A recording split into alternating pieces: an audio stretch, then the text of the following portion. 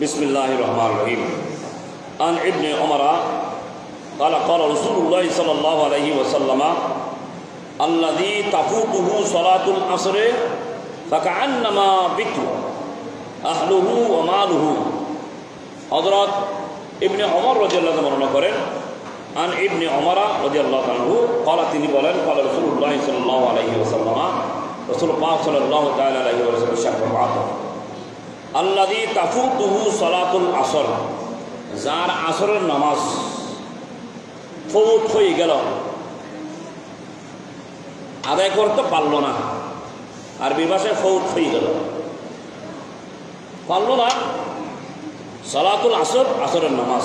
ফাকান্নামা বিতরা আহলুহু ওয়া মালুহু, তার জন্য ঘরবাড়ি, তার ঘরবাড়ি, ওয়া মালুহু মালামাল, ঘর বাড়ি মালামাল, ঘরের মধ্যে মালামাল থাকে। অমালুহু মালামাল ধ্বংস হয়ে গেল, নাউযুবিল্লাহ। তাহলে আসরের নামাজ যদি ছেড়ে দেয়, এক ওয়াক্তের কথা বললাম, তাহলে তার ঘর বাড়ি শেষ, তার মালামাল শেষ, আমার রাসূল বলেছে। তারপরে আমরা কেন 5 ওয়াক্ত নামাজ ছেড়ে দিচ্ছি?